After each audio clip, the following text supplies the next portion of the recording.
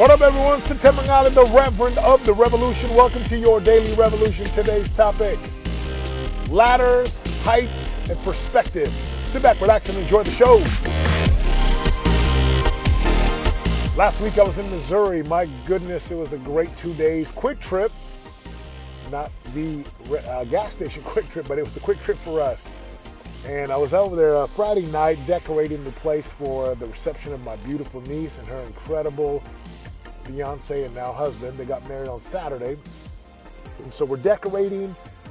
I've got this big old tall ladder. I'm on the ladder. It's like, I don't know, it's probably 10, 12 feet. Like my feet were at 12 feet. You know, these ladders get smaller as you get up. And I'm a big man. I am not a fan of heights.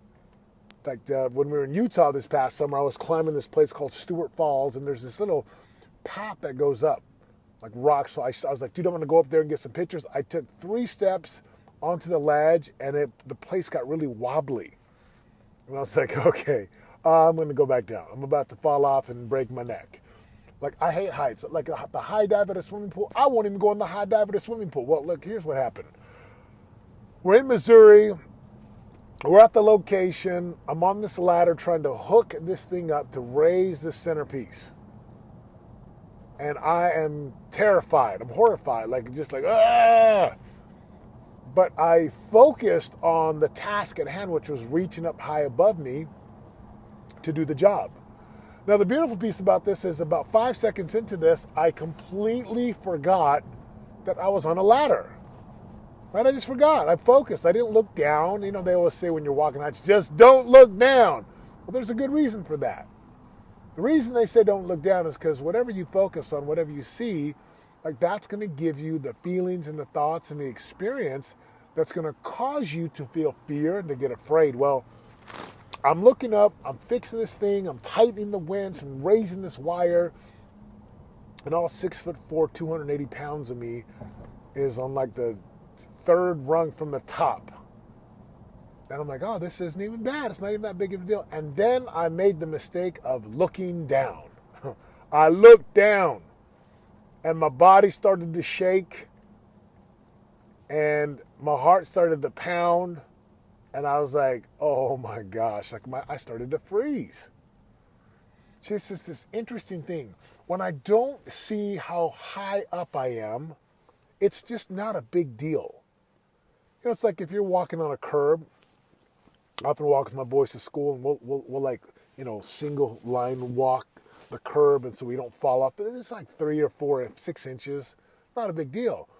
But you have someone try to walk from a skyscraper to another skyscraper on a tiny beam, and what ends up happening is because you are so focused on how far down it is, it causes something inside of you to happen. Like this thing that it starts to happen, right? The fear, the doubt. And as I was in this situation, I thought to myself, wow, this is like life. How many times do we focus on the wrong thing? And by focusing on what's not working, and by focusing on the wrong thing, and by focusing on that which cannot be done, or that seems impossible, or that which is just too hard, it takes us off of our game. It takes power away from us. In fact, it strikes fear into our hearts. And I started to think about this principle in life. Whatever you focus on is what you're going to experience. It's what's going to expand.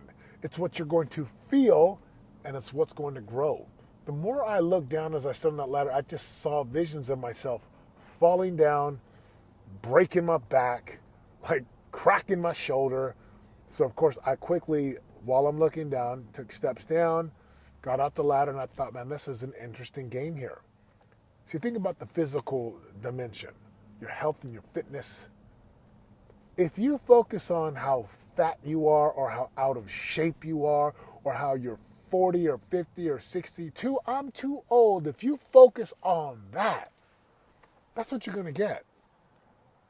In the spiritual dimension, if you focus on how spiritual you are not and some of the mistakes or choices you've made that haven't served you, if you focus on how Others are so spiritual, and I used to feel like God spoke to me, but now he doesn't. Then that's all you're going to have. There's a quote, I believe someone posted on social media, that Tony Robbins said, if all you do is focus on the thing that doesn't work, you'll always be depressed. There's a lot of truth in that, because what you focus on is what you experience, is what expands, is what you feel, is what grows. That's what you become in your relationships. If you focus on the faults and the shortcomings of your spouse and your children, man, that's what you're creating. And if you just look at your kids and say, why can't you guys do this? Or you look at your spouse and think, well, why doesn't he or she, why don't they take care of themselves? Or you look at how dirty the kitchen or the laundry, and you look at, like, if that's all you focus on, then what ends up happening is that's what you're going to get. Too many divorces happen because instead of looking for the good in your spouse, instead of honoring and appreciating and increasing the value, or even in your children, all you do is focus on what they're not doing good. And that's the experience you're going to have. And of course, in the business realm, if you're focused on the market and how bad it's going to be, and it's a world of gloom and doom, that's what you get. Like me on top of the ladder, as long as I stayed focused on the task at hand, as long as I stayed focused on the thing that I wanted, which was to get the job done, as long as I focused on what I wanted and on the required work to get what I wanted, I was good. I was money. And I invite you to do the same thing, my friends.